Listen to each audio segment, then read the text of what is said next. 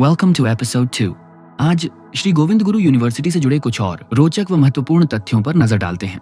સાહેબ, આપનો જન્મદિવસ હતો, મને ખ્યાલ છે, ત્યારે ઘણા બધા આપણે વૃક્ષો રોપ્યા હતા, તે ઘણા બધા મોટા થઈ ચૂક્યા છે. હા, આવતા વર્ષથી મારે દરેક જણના જન્મદિવસ નિમિત્તે કંઈક વિશેષ કરવું છે એવું મેં એક આ વખતે નવા સત્રથી એવું વિચાર્યું છે કે કોઈનો જન્મદિવસ હોય તો એને એક સ્પેશિયલ સેલિબ્રેટ કરવો છે, એનું આયોજન હું વિચારી રહ્યો છું.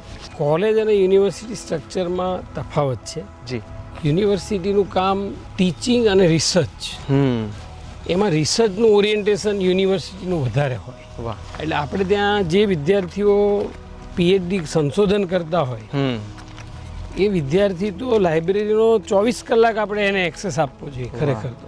કારણ કે સંશોધન વસ્તુ એવી છે કે જ્યારે વ્યક્તિને એકાંત હોય, એનું મન લાગે, એ ટાઈમે થઈ જાય એમ. અને આ રાતનો ટાઈમ છે એ બહુ ઉત્તમ છે કે એ થોડું શાંતિથી બેસીને એકદમ શાંત વાતાવરણમાં કામ કરી શકે. એટલે આપણી નેમ પણ આ લાઇબ્રેરી 24 કલાક ચાલે અને રિસર્ચ કરતા જે વિદ્યાર્થી છે, જે અધ્યાપકો છે, એ આનો ભરપૂર ઉપયોગ કરી શકે. એટલા માટે એ આટલી મોટી છે કે જેથી કરીને રિસર્ચ સ્ટુડન્ટ આપણે ત્યાં લગભગ દર વર્ષે 200 ને આપણે એડમિશન આપીએ છીએ. ઓહો, પીએચડી કરતા વિદ્યાર્થીઓ. હા, એટલે એ આપણા 500-600 જેવા વિદ્યાર્થી રિસર્ચ કરતા હોય તો એ લાઇબ્રેરીનો ઉપયોગ મેક્સિમમ કરી શકે. એ ઉપરાંત અહીંયા આપણા કેમ્પસમાં લગભગ 2500 જેવા વિદ્યાર્થીઓ હોય છે તો એ એનો ઉપયોગ કરી શકે. આપણા 100 જેવા અધ્યાપકો થશે તો એ એનો ઉપયોગ કરી શકે. બરાબર. અત્યારે ટેમ્પરરી આપણે શું છે કે આમાં ગ્રાઉન્ડ ફ્લોર પર લાઇબ્રેરી રાખી છે, પણ ફર્સ્ટ ફ્લોર આપણી પાસે હમણાં હોસ્ટેલ નથી. અચ્છા. એટલે આપણે ટેમ્પરરી યુટિલાઇઝ કરવાના છીએ હોસ્ટેલ્સ તરીકે. એટલે કોઈને અહીં રહેવું હશે તો હવે ચિંતા કરવાની જરૂર રહી શકશે. બીજી કઈ કઈ સર સુવિધાઓ આપ આવનારા સમયમાં વિચારી રહ્યા છો, જે હજુ પણ તમને એવું લાગે છે કે ના, આવનારા સમયમાં હજુ પણ તમારા વિઝન અથવા તમારી જરૂરિયાત જે હોય આ યુનિવર્સિટી માટે? આવતા વર્ષોમાં એક તો અમારે પરીક્ષા ભવન એક બિલ્ડિંગ અમે પ્રપોઝ કર્યું છે કે જેથી કરીને એક હાઈરાઇઝ બિલ્ડિંગ બને. Okay, multi floor. કે જેથી કરીને શું છે કે આપણે પરીક્ષા માટેની અલગ એક વ્યવસ્થા જ ઊભી થઈ જાય. તો એક એ છે, કારણ કે અહીંયા શું છે કે આટલી બધી 300 ઉપરાંત કોલેજો છે, એનું એસેસમેન્ટ કરવાનું, એટલે પરીક્ષાની જવાબદારી ખૂબ મોટી આ યુનિવર્સિટીમાં. સૌથી મોટું કામ હોય તો પરીક્ષાનું કામ છે. તો એના માટે એક માગ્યું છે. બીજું આપણે આર્ચરી માટે એક પ્રપોઝલ મૂકેલી છે. અચ્છા. કારણ કે આ વિસ્તારના બાળકોમાં એ પણ એક આર્ટ સારી છે, એટલે આર્ચરી માટેનું પ્રપોઝલ કરેલું છે. અહીંયા આપણે કૃત્રિમ તળાવ બનાવેલું છે. પાછળ જે છે એ મિયાવાકી વન છે અને અહીંયા જે સામે આપણું દેખાય છે એ ક્રિકેટ ગ્રાઉન્ડ છે. અને એ ક્રિકેટ ગ્રાઉન્ડ આપણે રણજી ટ્રોફી લેવલનું બનાવેલું છે. એટલે રણજી ટ્રોફી પણ અહીંયા આપણે રમાડી શકીએ એ પ્રકારનું આપણું ગ્રાઉન્ડ છે. અને હું જે પરીક્ષા ભવનની વાત કરું છું એ આ વિસ્તારમાં આ એક્સેલન્સ બિલ્ડિંગની પાછળના ભાગમાં આપણે એને પ્રપોઝ કરેલું છે. અને એ ઉપરાંત અત્યારે જે આપણે કહેવાય ગોધરાની અંદર 12 જેટલી હાયર સેકન્ડરી ઇંગ્લિશ મીડિયમ સ્કૂલો છે. પણ મને હમણાં એવું જાણવા મળ્યું કે ભાઈ અહીંયા ઇંગ્લિશ મીડિયમ કોલેજ નથી. એટલે આપણે આ વર્ષથી ઇંગ્લિશ મીડિયમના બધા જ courses, BA, BCom, BCA, BBA, બરાબર, આ કોર્સ ચાલુ કરવા માગીએ છીએ કે જેથી અહીંથી હજારો વિદ્યાર્થીઓને જે બહાર જવું પડે છે, ગોધરાની બહાર, એને આવી સુંદર જગ્યાએ એને ભણવા મળે. કરેક્ટ. એટલે એ આપણે આ વખતે પ્રપોઝ કર્યું છે કે બધા જ યુજી પ્રોગ્રામ ઇંગ્લિશ મીડિયમમાં યુનિવર્સિટી ચલાવશે. તો આ વર્ષથી ચાલુ થઈ આ વર્ષથી ચાલુ કરવાના છે. કારણ શું છે કે યુનિવર્સિટીની હું આ એક જવાબદારી સમજું છું કે ભાઈ યુનિવર્સિટી જે વિસ્તારમાં હોય એ વિસ્તારની શું જરૂરિયાત છે એ ખાસ સમજવાની, એ સમજી અને યુનિવર્સિટી એ પ્રમાણે કોર્સિસ કરવા જોઈએ. એટલે આપણે યુજી ચાલુ કરી રહ્યા છીએ બધા જ. એ ઉપરાંત આપણે જ્યારે યુવક મહોત્સવ કર્યો તો મારા માટે પહેલો યુવક મહોત્સવ હતો. પણ યુવક મહોત્સવ કર્યા પછી મને થયું કે આ વિસ્તારની અંદર વિદ્યાર્થીઓ કલ્ચરલ એક્ટિવિટીઝમાં ઇવેન્ટ્સમાં ખૂબ સહભાગી થાય છે વાહ અને ભણવાની સાથે સાથે આ લોકો એટલું સરસ પરફોર્મ કરે છે. હા ટેલેન્ટેડ છે છોકરાઓ બધા બહુ. મને લાગે 800 થી 1000 વિદ્યાર્થીઓએ પાર્ટિસિપેટ કર્યું યુવક મહોત્સવમાં અને એમાંથી 200 થી 300 તો બહુ સારા કલાકાર બને એ પ્રકારના વિદ્યાર્થીઓ અમને જોવા મળે. એટલે આપણે શું કર્યું કે જે 1 થી 3 આવ્યા આ વખતે, જે ફર્સ્ટ સેકન્ડ થર્ડ નંબર, અત્યાર સુધી એવું હતું કે જેને ફર્સ્ટ આવે એને આપણે વેસ્ટ ઝોનમાં મોકલી આપતા હતા. ઓકે બરાબર. આ વખતે આપણે એમાં ચેન્જ કર્યો. ઓકે આપણે એવું કર્યું કે જે 1 to 3 છે એ 1 to 3 ટીમને આપણે વર્કશોપ કર્યો. ટ્રેનિંગ. હા, એને 3 દિવસની યુનિવર્સિટીએ ટ્રેનિંગ આપી. ઓકે. અને એ ટ્રેનિંગ આપી અને જે 1 to 3 માંથી એક બેસ્ટ ટીમ બનાવી. અચ્છા. કે જે યુનિવર્સિટીને રિપ્રેઝેન્ટ કરે. ઓકે. એટલે વેસ્ટ ઝોનમાં આપણી જે ટીમ ગઈ. વેસ્ટ ઝોન એટલે sir? West zone conference zone એ યુથ ફેસ્ટિવલ થાય છે. યુથ ફેસ્ટિવલ પહેલાં યુનિવર્સિટીનો થાય, પછી ગુજરાતનો થાય. ના, પછી આખો ઝોન. અચ્છા, એટલે મધ્ય ગુજરાત કહેવાય ઝોનમાં? વેસ્ટ ઝોનમાં ઘણા બધા સ્ટેટ આવે. અચ્છા, ઓકે. એટલે 7 જેટલા રાજ્યો આવે. ઓ રાઈટ. અને પછી નેશનલમાં જાય. તો એ જે વેસ્ટ ઝોન આપણું જે થયું એમાં આપણી 2 ટીમ જે છે એ 2 ટીમ નેશનલ પરફોર્મ કરી આવી. એટલે પરફોર્મિંગ આર્ટમાં શેમાં? એ ફાઇન આર્ટ્સની ગઈ 2. ટોટલ 27 ટીમો મોકલવાની હોય છે, એમાંથી 2 ટીમ આપણી ક્લિક કરી એટલે સારું કહેવાય. એટલે હવે પછી એ વસ્તુએ મને એ વાતનું મોટિવેશન આપ્યું કે આ વિસ્તારમાં પરફોર્મિંગ આર્ટ્સ અને ફાઇન આર્ટ્સ એની ભૂખ છે, વિદ્યાર્થીઓને એ કરવાની તમન્ના છે. એટલે એ લોકોને આપણે એના કોર્સિસ આ વર્ષથી આપણે શરૂ કરીએ છીએ.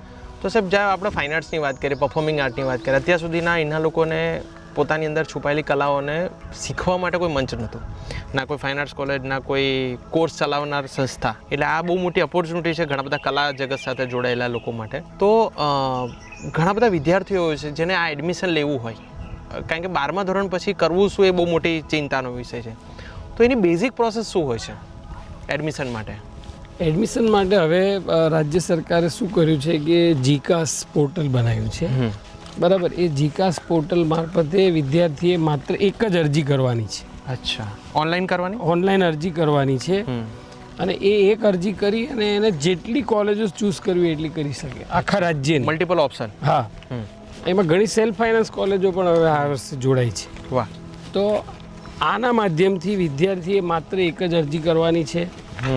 અને જે જનરલ કેટેગરીના વિદ્યાર્થી છે એને એમાં 300 રૂપિયા ફી ભરવાની છે. અચ્છા. અને જે SC ST અને EWS એને 150 રૂપિયા જ ભરવાના છે. અરે વાહ. એટલે આ પ્રક્રિયામાં વિદ્યાર્થી ખાલી 300 કે 150 રૂપિયા ભરીને આખા ગુજરાતમાં એના એડમિશન માટે ક્લેમ કરી શકે છે. વાહ. પછી એને પ્રેફરન્સ આપવાના હોય છે જુદી જુદી કોલેજોના, કે મને આ કોલેજનું ફર્સ્ટ પ્રેફરન્સ, આ સેકન્ડ. અને એના આધારે જેવી રીતે એન્જિનિયરિંગ મેડિકલનું મેરિટ જનરેટ થાય ને જે વિદ્યાર્થીને ઓફર મળે છે એવી ઓફર અહીંયા પણ મળશે. એટલે વિદ્યાર્થી ઘરે બેઠા એનું એડમિશન નિશ્ચિત કરી શકે છે. એવી સરસ સુંદર વ્યવસ્થા ગુજરાત સરકારે જીકાસના માધ્યમથી કરી છે કે જેથી કરીને વિદ્યાર્થીએ બહુ જુદી જુદી કોલેજોમાં ફોર્મ ના ભરવા પડે. એ ફોર્મ ભર્યા પછી એને જુદી જુદી જગ્યાએ વેરિફિકેશન માટે ના જવું પડે. એમાં જનરલ કેટેગરીના વિદ્યાર્થીનું રિઝલ્ટ તો ઓનલાઈન ઉપલબ્ધ હોય છે. અરે વાહ. તો એને વેરીફાઈ કરાવવાની જરૂર નથી. દરેક જે સેન્ટર હોય, હેલ્પ સેન્ટર, જુદા જુદા હેલ્પ સેન્ટર જાતે એને વેરીફાઈ કરી શકે. આવું સુંદર આયોજન કર્યું છે.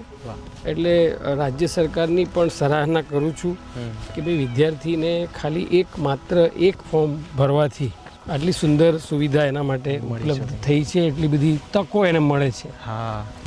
એટલે એડમિશન જીકાસ મારફતે જ ફરજિયાત કરવાના હોય છે. કોઈ મેન્યુઅલ એડમિશનના ઓપ્શન ખરા? મતલબ કોલેજમાં? ના, એવું નથી. કોઈ વિદ્યાર્થીએ એમાં જવું બી નહીં, એવી મારી સલાહ છે, સ્પષ્ટ સૂચના કે ભાઈ તમે જીકાસ થ્રુ જ એપ્લાય કરો એમ.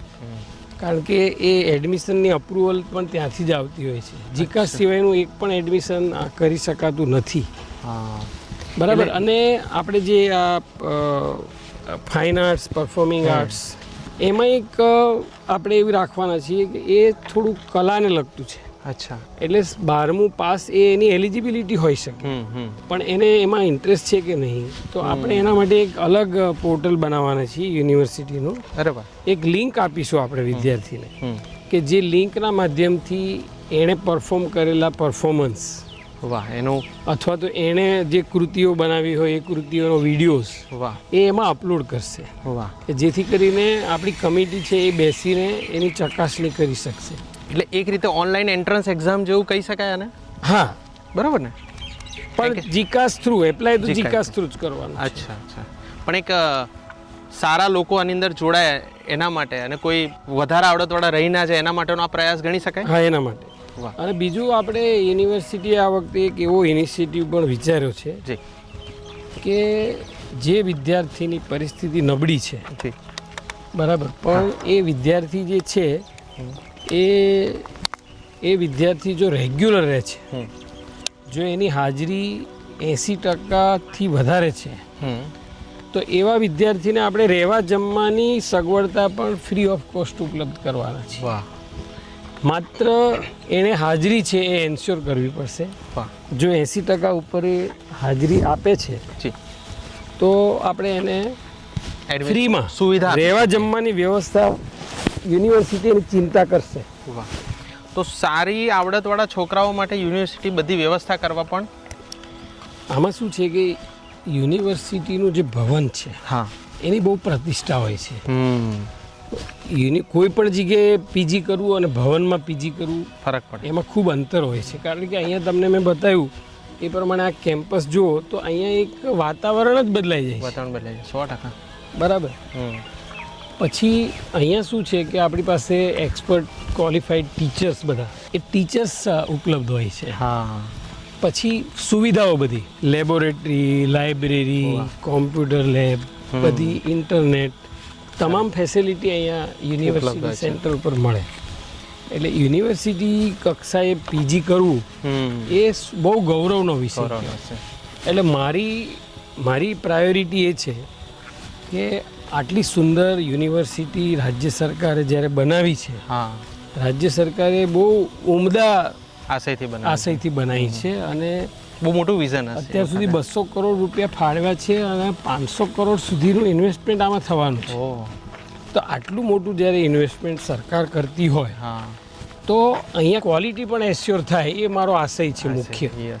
કે અહીંનું જે શિક્ષણ છે એ ગુણવત્તાસભર રહે, અને આ યુનિવર્સિટીની ખ્યાતિ ખૂબ વધે, એ આપણો આશય છે.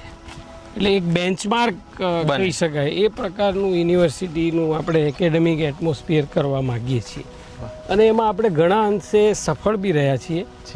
અધ્યાપકો પણ ખૂબ ઇન્વોલ્વ થઈને કામ કરી રહ્યા છે. દરેક વિભાગના અધ્યક્ષ પણ આમાં કામ કરે છે. એફિલેટેડ કોલેજના અધ્યાપકો પણ હવે જે વાતાવરણ છે એ વાતાવરણ જોઈને બહુ પ્રસન્ન છે, અને યુનિવર્સિટી જે કંઈ નવું ડિસિઝન લે તો એમાં એ લોકો પણ પૂરી સહભાગિતા રાખે છે. એટલે આ કોઈ એક વ્યક્તિ કામ કરી ના શકે, પણ આખી જે ટીમ છે, અમારા જે બધા વિભાગના અધ્યક્ષશ્રીઓ છે, અમારા એડમિનિસ્ટ્રેટિવ સ્ટાફ છે, પછી અમારી કોલેજના અધ્યાપકો છે, કોલેજના પ્રિન્સિપાલો છે, અને ઇવન હું તો ત્યાં સુધી કહીશ કે આ વિસ્તારના જે ટ્રસ્ટીઓ છે, જુદા જુદા ટ્રસ્ટીઓ જે કોલેજ ચલાવે એ પણ ખૂબ પોઝિટિવલી બધી વાતોમાં સહકાર આપી રહ્યા છે. મને જણાવતા આનંદ થાય છે કે મેં અત્યાર સુધીમાં 6 મહિને 2 વખત બધા ટ્રસ્ટીઓની મિટિંગ બોલાવી છે, અને બહુ ઉત્સાહથી એના સેક્રેટરી અને પ્રેસિડેન્ટ બધા આવ્યા છે. એમની પણ સમસ્યાઓ જે કંઈ હતી એના ઉપર બી આપણે ધ્યાન આપ્યું છે કે ભાઈ ઘણીવાર શું છે કે રૂબરૂ મળવાથી શું થાય કે એ લોકોના કંઈ પ્રશ્નો હોય એ ખબર પડે, તો આપણને ખબર પડે, આપણા તરફથી કોઈ કચાશ રહી જતી હોય તો એ દૂર કરી શકાય. એટલે બહુ સરસ વાતાવરણમાં 6 મહિના અંતરે 2 વાર આપણે મિટિંગ ટ્રસ્ટીઓ સાથે કરી, અને બહુ ખુલ્લા મને બધાએ ચર્ચા વિચારણા કરી, અને મેં એક જ કીધું કે ભાઈ તમારે કોલેજો તમે વ્યવસ્થિત ચલાવો, બરાબર, પણ સાથે સાથે વિદ્યાર્થીઓની હાજરી ઇન્શ્યોર કરો, સ્ટાફની નિમણૂક કરો. આ વખતે તો આપણે સેન્ટ્રલી કરવાના છીએ. અરે વાહ. ભરતી છે એની જાહેરાત આવી ગઈ છે, એટલે સંસ્થાની અંદર જે ભરતી થાય એ પણ કે આપણા ના ના ના, જે સેલ્ફ ફાઇનાન્સ કોલેજોમાં ભરતી કરવાની હા એ આ વખતે યુનિવર્સિટી કરી રહી છે. વાહ. એની જાહેરાત આવી ગઈ છે વાહ અને બધા ઇન્ટરવ્યુ છે એ યુનિવર્સિટી કરશે અને પછી અને અહીંથી અપોઇન્ટમેન્ટ ઓર્ડર જે છે વાહ એ બધા મળશે. વાહ. એટલે એના ક્વોલિટી લીધે- સ્ટાફ માટેનું આ હા, એક અને સમયસર થઈ જાય. નહીં તો શું છે, વર્ષ દરમિયાન આ પ્રક્રિયા સતત ચાલતી રહે. હા એના બદલે આ શું છે કે એટ વન ગો ફાસ્ટ થાય એ થઈ જાય એમ. तो ये था हमारा एपिसोड 2। अगले एपिसोड में हम आपके लिए अलग अलग डिपार्टमेंट्स की पूरी जानकारी और बहुत कुछ लेकर आएंगे। अगर आपको ये वीडियो अच्छा लगा तो प्लीज इसे लाइक और शेयर जरूर करें। Thanks for watching.